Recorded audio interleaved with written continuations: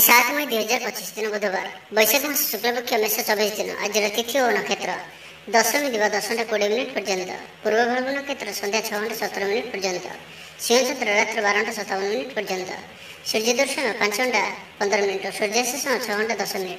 आज कर्कट राशि घातवार और आज कर्कट मकर राशि घात चंद्र।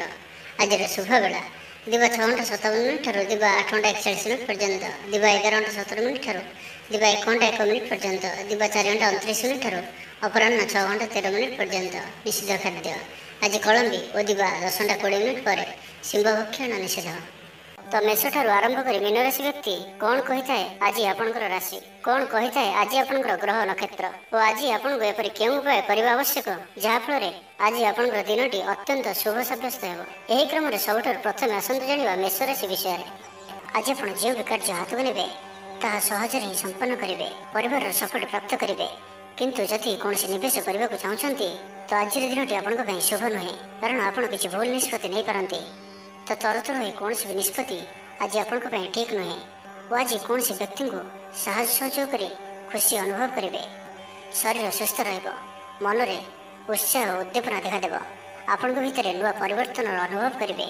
बंधु तथा प्रियजन मेल में दिन काटे, ईश्वर दर्शन पर मन बढ़ाइबे। महिला माने गृह निपुण रे, सुस्वादु भोजन प्रस्तुत करेंगे और गृह में समस्त प्रिय भोजन हे। छात्र छात्री मैंने सांगसाथी महल में बनभोजी कौन से मनोरम स्थान को यात्रा करते। व्यावसायिक दृष्टि आज दिनटी शुभंकर अटे। कर्मठ हो अधिक परिश्रम और सचोटतार सहित दिनटी को प्लां करेंगे। आपंकर कौन गोटे इच्छा पूरण हो। छोट यात्रार जोग बनुची और यात्रा आपण सफल हो। छोट भाई भाई सहित संपर्क मजबूत हो। पुराणा मतांतर और मनांतर सब दूर हो। भाग्यर पूर्ण सहयोग आपको प्राप्त हो।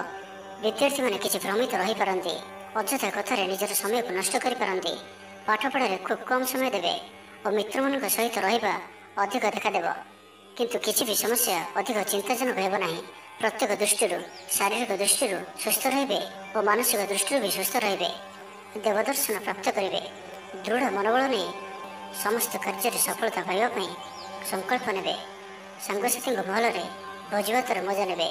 कला और संगीत क्षेत्र व्यक्ति लगी आज दिनटी मान प्रतिष्ठा और जशर अधिकारी हे। तो आज दिनटी को आप शुभमय करने आज आप किसी दुर्वा व दुर्भघास एवं गुड़ या मोदक भगवान गणेश जी को अर्पण करूँ।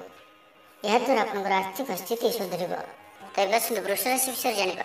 शारीरिक ऊर्जा प्रबल रहा। पर्सनालीटी देखा भाई रहा। अधिक अधिक लोक आपण सहित मिसवा पसंद करेंगे।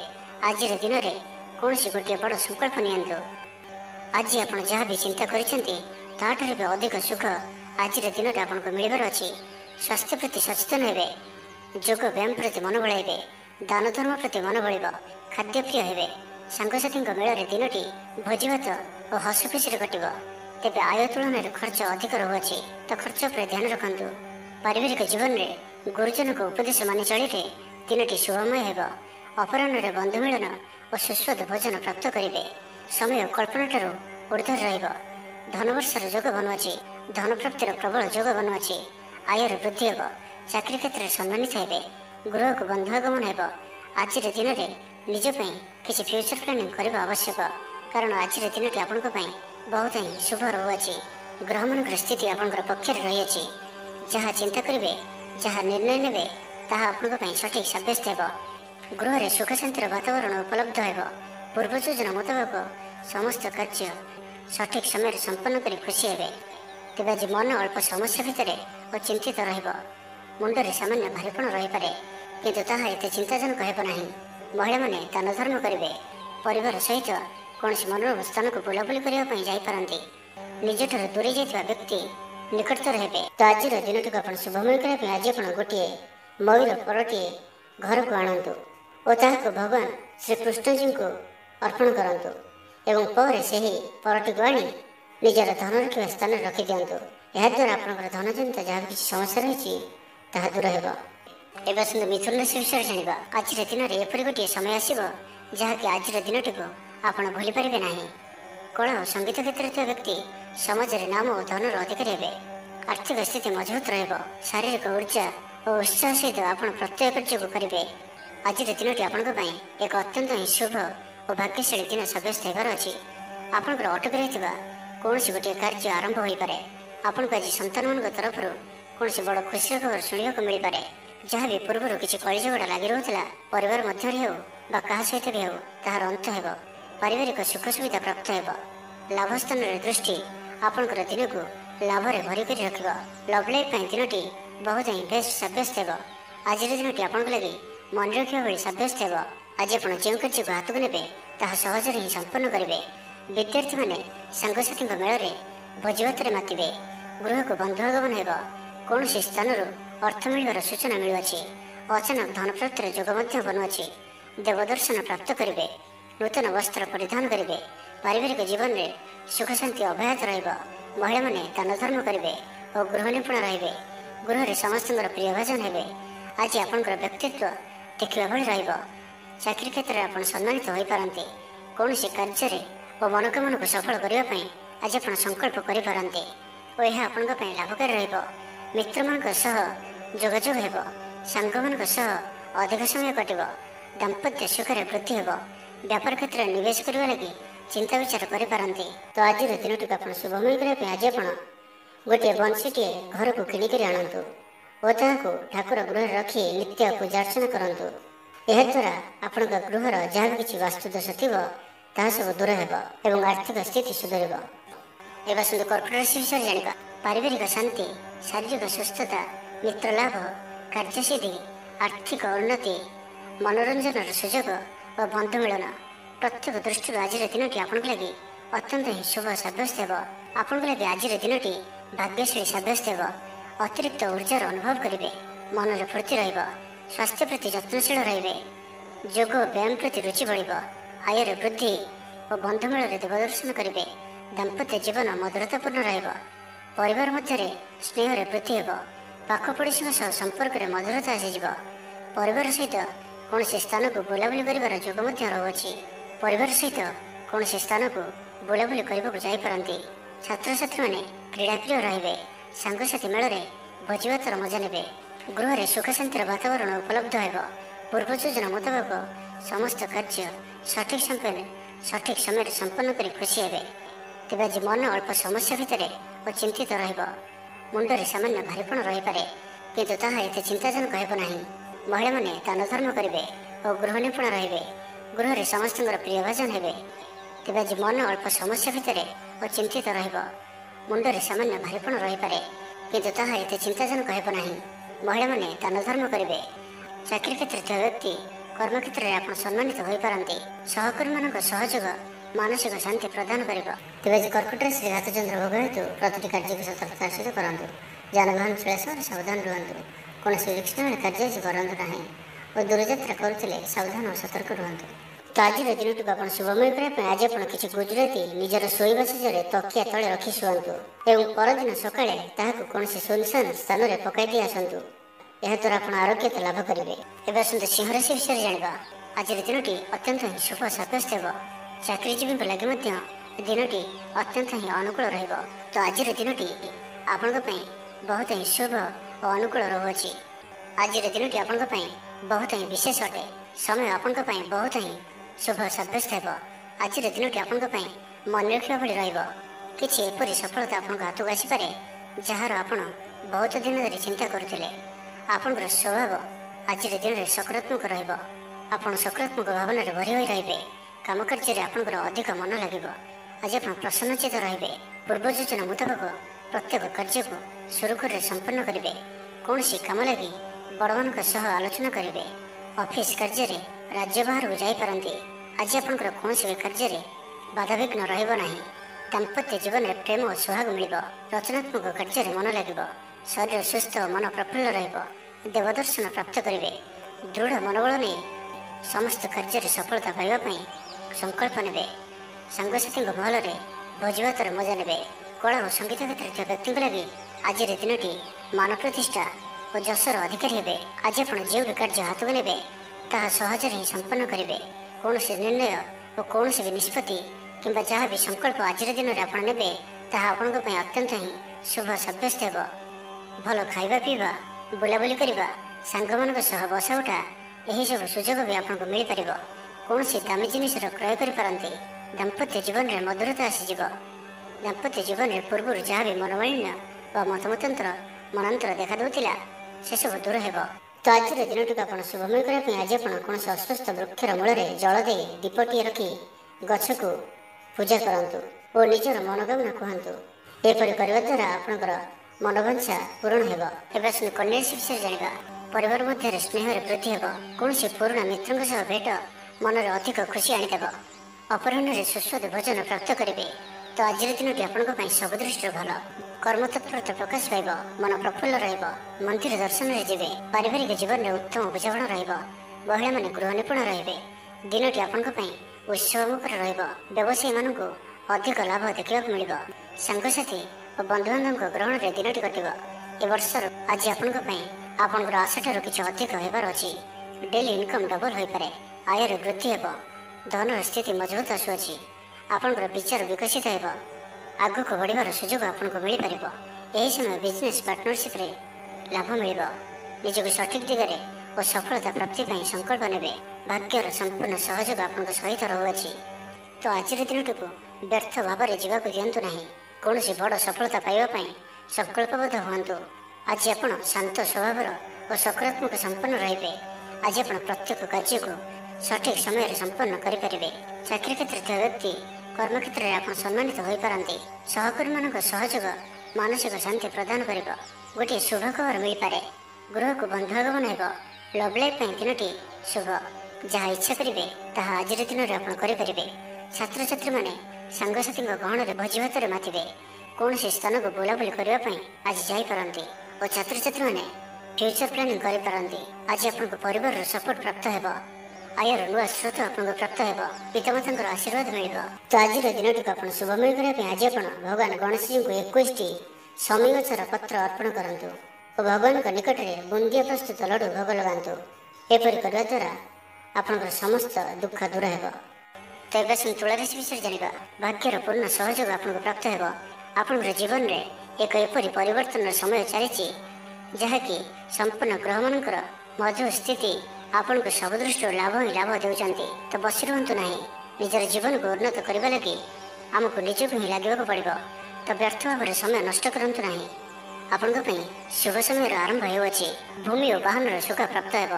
ଯାହା ଇଚ୍ଛା କରିବେ ତାହା ଆଜି କରିପାରିବେ ଓ ପ୍ରତ୍ୟେକ କାର୍ଯ୍ୟରେ ଆପଣଙ୍କୁ ସଫଳତା ହିଁ ପ୍ରାପ୍ତ ହେବ। ଆଜି ଆପଣ ଦାମ୍ଭିକ ସ୍ୱଭାବର ହେବେ। ଖେଳକୁଦ ଓ ମୌଜ ମଜଲିସରେ ଦିନ ଅତିବାହିତ କରିବେ। ଦେବାଦେବୀଙ୍କ ଦର୍ଶନ କରିବେ। ଆୟ ଓ ବ୍ୟୟ ସମାନ ରହିବ। ପାରିବାରିକ ଜୀବନ ହର୍ଷ ଉଲ୍ଲାସମୟ ରହିବ। ଛାତ୍ରଛାତ୍ରୀମାନେ ନୂତନ ବନ୍ଧୁତା ସ୍ଥାପନ କରିବେ। ଗୃହକୁ ବନ୍ଧୁ ଆଗମନ ହୋଇପାରେ। ବ୍ୟବସାୟରେ ଲାଭରେ ବୃଦ୍ଧି ହେବ। ଜୀବନକୁ ଉନ୍ନତ କରିବା ଲାଗି କୌଣସି ସଂକଳ୍ପ ନେଇପାରନ୍ତି। ପିତାମାତାଙ୍କର ଆଶୀର୍ବାଦ ଆପଣଙ୍କର ସହିତ ରହିବ। ପୂର୍ବ ଯୋଜନା ସଫଳତାର ସହିତ ସମ୍ପନ୍ନ କରିବେ। କୌଣସି ମୂଲ୍ୟବାନ ଜିନିଷ କ୍ରୟ କରିପାରନ୍ତି। ଆପଣଙ୍କର ସୁବିଧାରେ ବୃଦ୍ଧି ହେବ।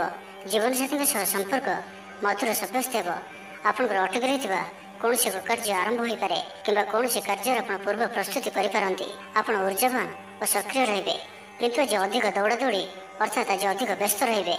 ଏଥିପାଇଁ ଆଜି ମୁଣ୍ଡରେ ସାମାନ୍ୟ ଭାରିପଣ କିମ୍ବା ମାନସିକ ସ୍ଥଳରେ ଆପଣ ଦୁର୍ବଳ ରହିପାରନ୍ତି।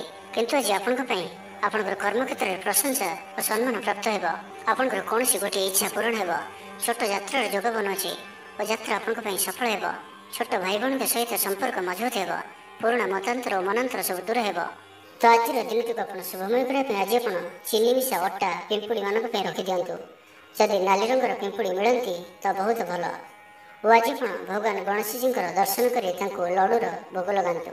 ଏହାଦ୍ୱାରା ଆପଣ ପ୍ରତ୍ୟେକ କାର୍ଯ୍ୟରେ ଯେଉଁ ବି କାର୍ଯ୍ୟରେ ଯାଆନ୍ତୁ ନା କାହିଁକି ସିଦ୍ଧିପ୍ରାପ୍ତ କରିବେ। ଏବେ ଆସନ୍ତୁ ବୃଷ ରାଶି ବିଷୟରେ ଜାଣିବା। ନିଜକୁ ପରିବର୍ତ୍ତନ କରିବା ଲାଗି ନିଜକୁ ଆହୁରି ଉଚ୍ଚ ସ୍ତରକୁ ନେବା ଲାଗି ଆଜି ଆପଣ ସଂକଳ୍ପବଦ୍ଧ ହୁଅନ୍ତୁ ଓ ଆଜି ଆପଣ ଯେଉଁଭଳି ନିର୍ଣ୍ଣୟ ନେଉଛନ୍ତି ସେଥିରେ ଆପଣ ଅଟଳ ରୁହନ୍ତୁ। ପ୍ରତ୍ୟେକ କାର୍ଯ୍ୟକୁ ସଠିକ୍ ଢଙ୍ଗରେ ସମ୍ପାଦନ କରିବା ପାଇଁ ସଂକଳ୍ପ ନେବେ। ମନ୍ଦିରକୁ ପରିଭ୍ରମଣରେ ଯିବେ। ପାରିବାରିକ ଜୀବନ ଆଡ଼ମ୍ବରପୂର୍ଣ୍ଣ ରହିବ। ଅପରାହ୍ନରେ ସୁସ୍ୱାଦୁ ଭୋଜନ ପ୍ରାପ୍ତ କରିବେ। ସାଙ୍ଗସାଥୀ ମହଲରେ ହସ ଖୁସିରେ ସମୟ କଟିବ। ଗୃହକୁ ବନ୍ଧୁ ଆଗମନ ହେବ। ପୁରୁଣା ମିତ୍ରଙ୍କ ସହ ଭେଟ ମନରେ ପ୍ରସନ୍ନତା ଆଣିଦେବ। ଆଜିର ଦିନରେ ପରିବାରକୁ କୌଣସି ଖୁସି ଆସିପାରେ। କୌଣସି ନୂଆ ମେମ୍ବର ଆଡ୍ ହୋଇପାରନ୍ତି। କୌଣସି ଧନ ସମ୍ପତ୍ତିର ବିଷୟର ସମାଧାନ ହୋଇଯିବ। ଋଣରୁ ମୁକ୍ତି ପାଇଁ କୌଣସି ଯୋଜନା ପ୍ରାପ୍ତ କରିବେ। ଆଜି ଆପଣ ନିଜକୁ ଉତ୍ସାହିତ ଅନୁଭବ କରିବେ। ବନ୍ଧୁମାନଙ୍କ ସହଯୋଗରେ ଆପଣଙ୍କର କୌଣସି ଯୋଜନା ପୂରଣ ହେବ। ଗୃହରେ ହସ ଖୁସିର ବାତାବରଣ ରହିବ। ପରିବାର ମଧ୍ୟରେ ସ୍ନେହ ସମ୍ପର୍କ ବୃଦ୍ଧି ପାଇବ। ଆଜି ଆପଣଙ୍କ ପାଇଁ ଅଚାନକ ଧନପ୍ରାପ୍ତି ପରି ଯୋଗ ବନୁଅଛି। ଆଜିର ଦିନରେ କୌଣସି ଏପରି ସ୍ଥାନରୁ ଧନପ୍ରାପ୍ତି ହୋଇପାରେ ଯାହା ଆପଣ ଚିନ୍ତା ବି କରିନଥିବେ। ଆଜିର ଦିନରେ ନିଶ୍ଚୟ ହିଁ ଏପରି କିଛି ଘଟିବ ଯାହା ଆପଣଙ୍କ ପାଇଁ ସମ୍ପୂର୍ଣ୍ଣ ଦିନଟିକୁ ମନେ ରଖିବା ଭଳି କରିଦେବ। ଆଜିର ଦିନଟି ଆପଣଙ୍କ ଲାଗି ବିଶେଷ ରହିବାର ଅଛି। ଗୃହରେ ସୁଖ ଶାନ୍ତିର ବାତାବରଣ ଉପଲବ୍ଧ ହେବ। ପୂର୍ବ ଯୋଜନା ମୁତାବକ ସମସ୍ତ କାର୍ଯ୍ୟ ସଠିକ୍ ସମୟରେ ସମ୍ପନ୍ନ କରି ଖୁସି ହେବେ। ତେବେ ଆଜି ମନ ଅଳ୍ପ ସମସ୍ୟା ଭିତରେ ଓ ଚିନ୍ତିତ ରହିବ।